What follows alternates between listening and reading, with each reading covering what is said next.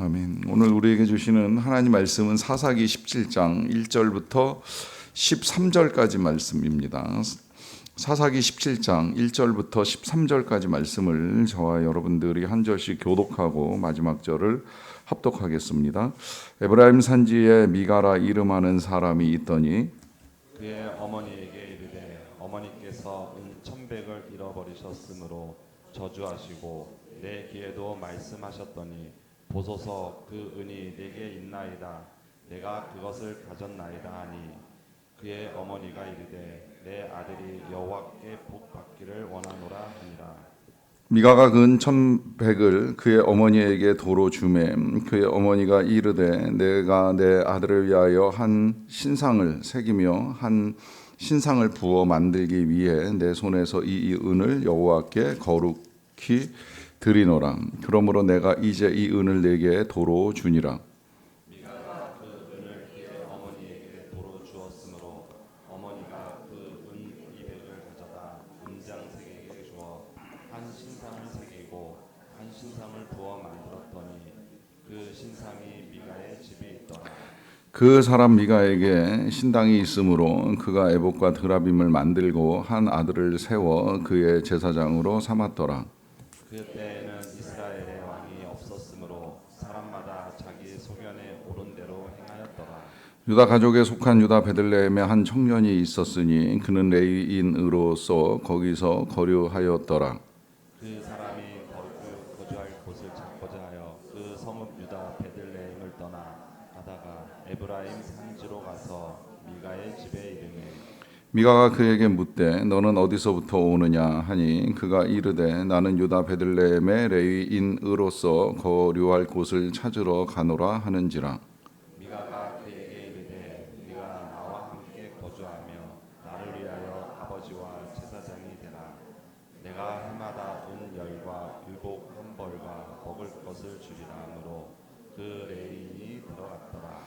그 레위인이 그 사람과 함께 거주하기를 만족하게 생각했으니 이는 그 청년이 미가의 아들 중 하나같이 됨이라.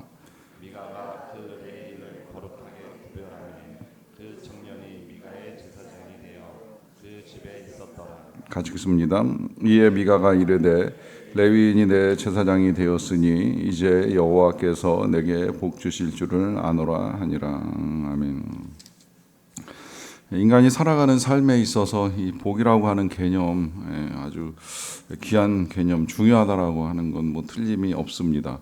때로 우리의 신앙이 기복주의라고 이제 비난을 받는 일은 있지만 그렇다고 해서 복이 불필요하다고 감히 말할 수는 없습니다. 성경은 많은 경우에 우리에게 복을 약속을 하십니다. 또 복된 인생을 마다할 사람도 없다고 생각을 합니다. 다만 이제 그 신앙이 오직 복에만 치우쳐서 하나님의 뜻을 무시한 채 살아가는 것에 대한 비난이 따르는 것이지 복은 하나님도 약속하시고 주시기를 기뻐하시는 것임에 틀림이 없습니다. 문제는 이제 어떤 삶이 진짜 복받은 삶인가? 단순히 그저 부요하고 번성하면 복된 자인가라고 하는 질문을 할 수가 있겠고요. 더 나아가서 이제 하나님이 정말 우리에게 주시고자 하는 복을 어떻게 받을 것이냐라고 하는 질문도 하게 되지요. 그리고 더 나아가서 또 이 복의 반대 개념으로 이 저주라고 하는 것도 신명기서에서 항상 이제 섞여서 같이 나오는 걸 볼 수가 있는데 이 저주 또한 이제 우리가 절대 가까이 하기를 원치 아니하는 것임에도 불구하고 우리는 알게 모르게 은연중에 이제 저주를 하는 경우도 있을 수 있는데 그렇다고 한다면 이제 어떻게 해야 되느냐라고 하는 질문을 가지고 오늘 본문을 보게 됩니다. 본문에 먼저 소개되는 사람은 미가이지만 이제 미가가 소개되는 데에는 이유가 있습니다. 그것은 그의 어머니가 은 1,100을 잃어버렸기 때문에 이제 이 사람이 등장을 하게 되는데요. 이 은 1,100을 잃어버린 어머니가 저주를 퍼붓습니다. 사실 이 저주가 어떤 식으로 나왔는지는 모르겠지만 아무래도 어디 뭐 항아리나 아니면 이제 남들 모르는 장소라고 여겨지는 곳에 숨겨놓았던 자신의 큰 재산을 상실하고 나서는 그것을 몰래 훔쳐간 사람을 향하여 아마 독하게 저주를 퍼붓지 아니었을까 이제 생각을 할 수 있습니다. 그런데 이제 이런 저주를 외부에서 도둑이 들을 일은 거의 없다고 생각이 되고요.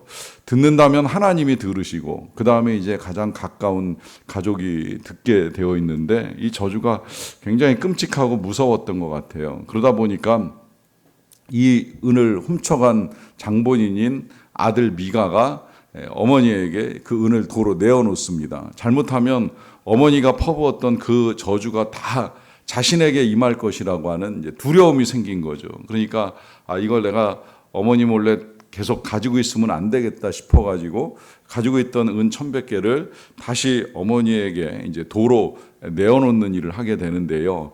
그렇게 이제 아들이 훔쳐갔던 어머니의 돈을 내놓자 어머니의 반응이 2절에 이렇습니다. 그의 어머니에게 이르되 어머니께서 은 1,100을 잃어버리셨으므로 저주하시고 내 귀에도 말씀하셨더니 보소서 그 은이 내게 있나이다. 내가 그것을 가졌나이다 하니 그의 어머니가 이르되 내 아들이 여호와께 복받기를 원하노라 합니다. 자, 여기 지금 제가 말씀드린 내용의 일부분이 들어 있고요. 그 은을 돌려받은 어머니가 이제 다시 하게 되는 말이 그 돈을 가지고 온 이 아들이 하나님께 복받기를 원한다라고 하는 고백을 합니다.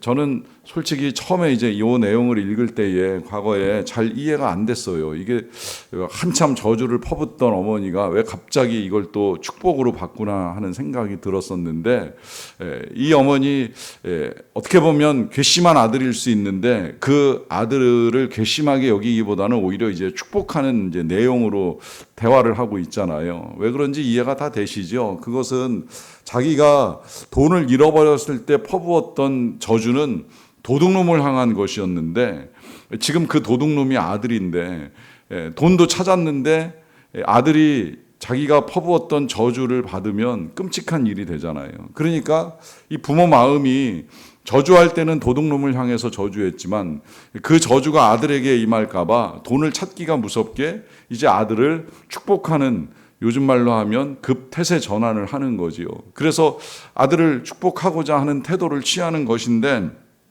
문제는 이제 이렇게 말로 축복을 하고 나서 안심이 안 되는 거예요. 이제 그러다 보니까 이제 어떻게 해야 될까 고민한 끝에 낸 방법이 3절입니다. 미가가 은 1,100을 그의 어머니에게 도로 주매 그의 어머니가 이르되 내가 내 아들을 위하여 한 신상을 새기며 한 신상을 부어 만들기 위해 내 손에서 이 은을 여호와께 거룩히 드리노라 합니다.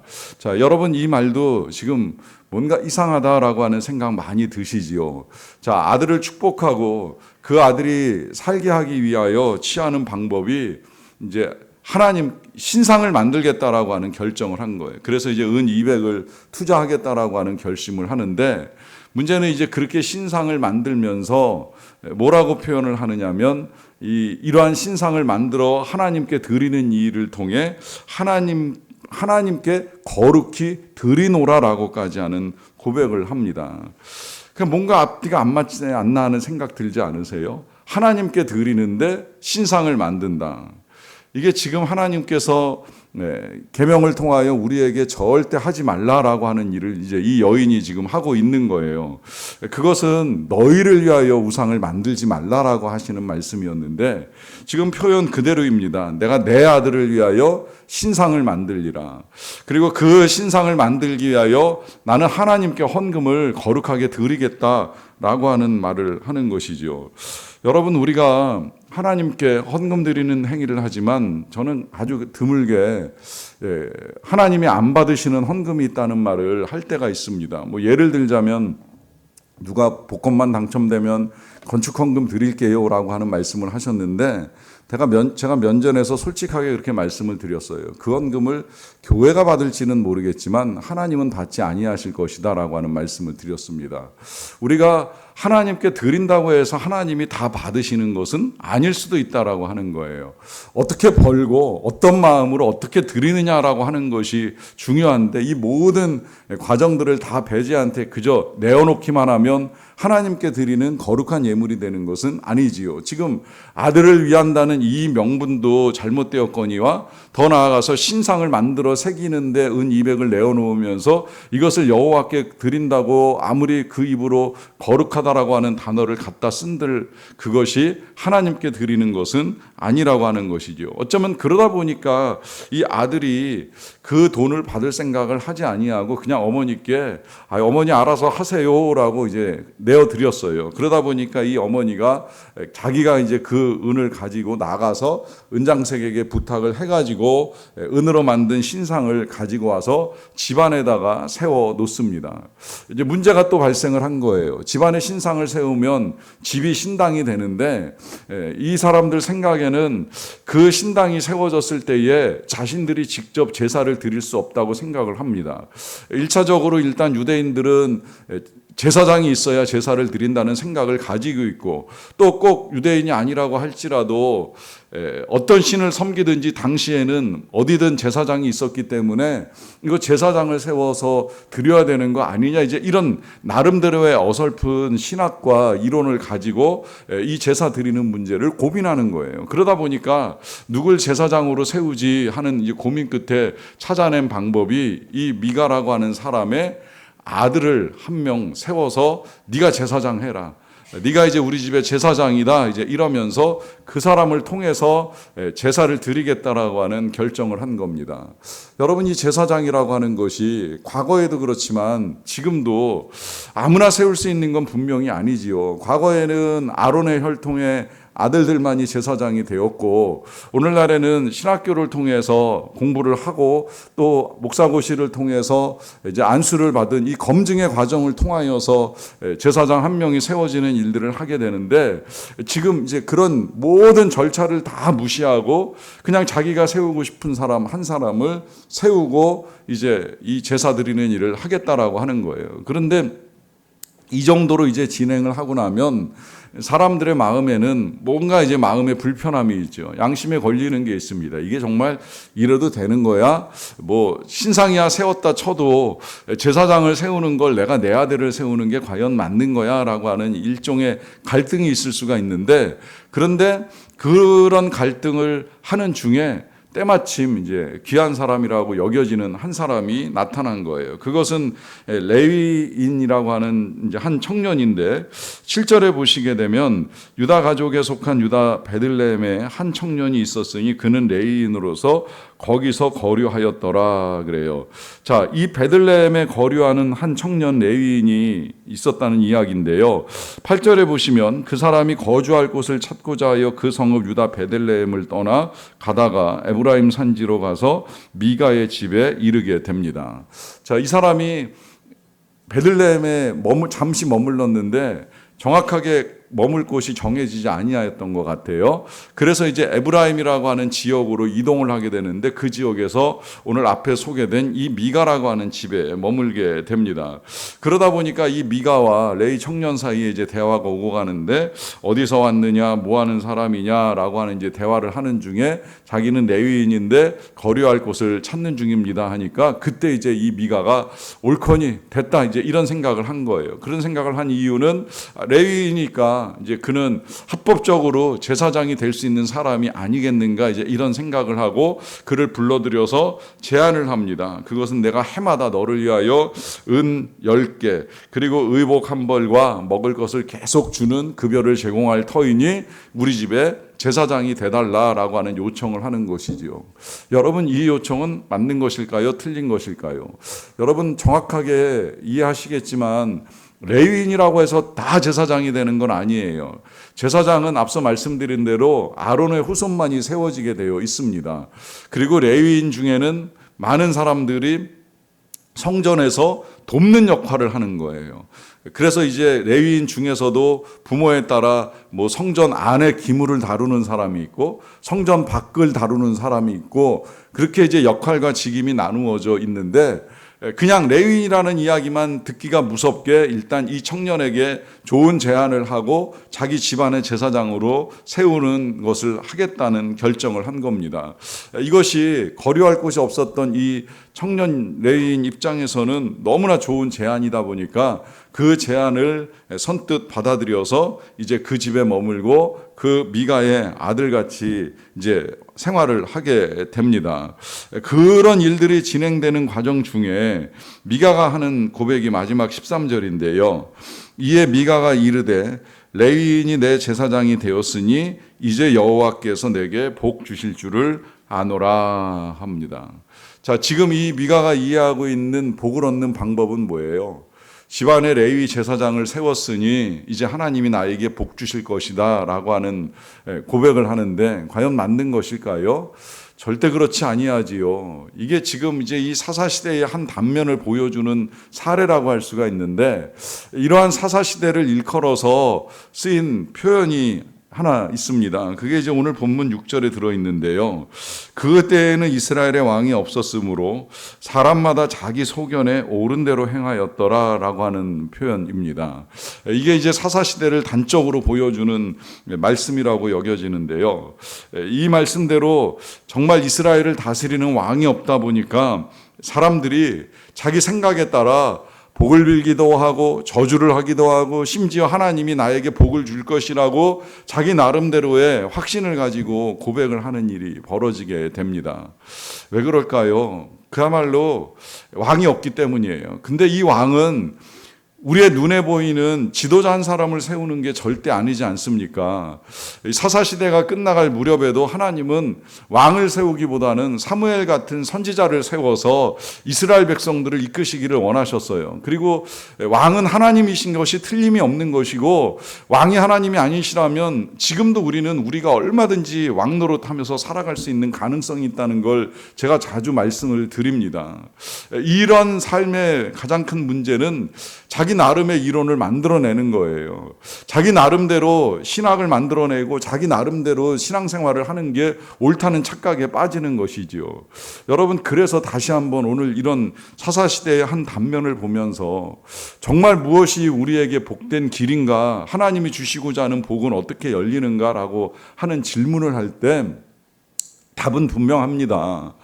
그것은 하나님의 말씀을 따라 살아가는 삶입니다. 하나님께서 모세가 떠난 이후에 여호수아를 세우실 때 했던 약속, 굉장히 중요한 약속이에요. 그것은 하나님의 말씀을 묵상하라는 거예요. 좌로나 우로나 치우치지 아니하도록, 정말 어디로 가든지 무엇을 하든지 형통하도록 하나님이 제시하신 길은 하나님의 말씀, 그 말씀을 끊임없이 주야로 묵상하라고 말씀을 하십니다. 왜 그럴까요?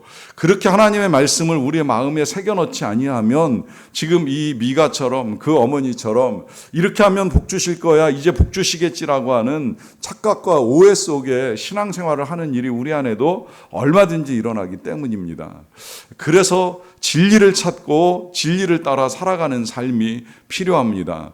그렇게 오늘도 진리를 구하고 하나님의 뜻을 찾는 여러분들에게 우리 여호와께서 복 주실 줄로 믿습니다. 기도하겠습니다. 사랑과 은혜가 풍성하신 아버지 하나님, 감사합니다. 오늘도 우리를 사랑하셔서 하나님께서 우리에게 말씀하여 주시고 그 말씀을 따라 살아갈 수 있는 길들을 우리가 찾고 또 열어가게 하여 주셔서 감사드립니다. 아버지, 우리가 수년 수십 년의 신앙생활을 하는데 주워 들은 것만을 가지고 우리가 이렇게 하면 복 주시겠지, 복 받을 거야 라고 착각하고 오해하지 않게 하여 주시옵소서. 언제나 진리 되신 하나님의 말씀, 성경 말씀을 날마다 묵상하고 또 그 가운데 기록된 대로 지켜 행하는 자들이 되기를 원합니다. 행여라도 미신 같은 신앙, 주관적인 신앙, 오해에 빠져서 우리의 삶을 엉뚱한 대로 이끌어가지 않도록 도와주시고 하나님의 말씀과 성령에 따라 진리의 빛을 바라보며 나아가는 우리의 삶이 되기를 간절히 원합니다. 또 듣고 쉬 잊어버리기 쉽사오니 성령이 날마다 또 시시때때로 일깨워 주시기를 원합니다. 그래서 말씀 따라 살아가는 우리 모두가 되게 하여 주시옵소서. 특별히 새 사람을 입은 하나님의 백성들이 어떻게 살아야 될지를 말씀하여 주신 대로 긍휼과 자비를 베풀기 원합니다. 또 더욱 겸손해지기를 원합니다. 온유하고 인내하기를 되기를 원합니다. 이 모든 것 위에 사랑을 더하여서 정말 사랑으로 행하는 우리의 삶을 통해 하나님이 영광을 받으시고 또 우리의 삶에 필요한 은혜를 내려 주실 줄로 믿사옵나이다. 오늘도 그렇게 하나님 앞에 나와 하나님을 의지하며 나아가는 모든 주의 백성들에게 복 내려 주시고 은혜를 베풀어 주시옵소서. 필요한 것을 아시니 채워 주시고 도와주시기를 간절한 마음으로 간구합니다. 하나님, 특별히 우리 청년들 오늘도 계속되는 선교 사역들 가운데 기름 부어 주시고 은혜 내려 주시고 이어지는 여러 가지 수련회 활동들을 통하여서도 더 깊이 은혜를 경험하고 진리를 깨닫고 돌아올 수 있도록 도와주시옵소서. 또 준비되는 선교위에도 기름 부어 주시고 아버지 하나님, 특별히 우리 청소년들 방황하기 쉬운 때에 이번 수련회를 통하여서 주님과 더 깊은 사귐과 교제 가운데 들어갈 수 있게 되기를 원합니다. 바라옵기는 부모님들이 먼저 우리 자녀들에게 필요한 건 주말에 학원을 가는 것이 아니라 하나님을 찾고 하나님을 만나고 하나님과 함께하는 시간을 갖는 것이라는 사실을 깨달아 알도록 도와주셔서 우리의 자녀들이 하나님과 함께 필요한 안식과 쉼과 교제의 풍성한 은혜를 누리는 시간을 만들어 갈 수 있도록 도와주시옵소서. 우리나라가 어떻게 해야 될지 어디로 가야 될지 알 수 없는 이러한 때에 하나님께서 참 진리의 길을 지도자와 백성들에게 허락하여 주시기를 간절히 원합니다. 모든 것 감사드리옵고 예수님의 이름으로 기도하옵나이다. 아멘.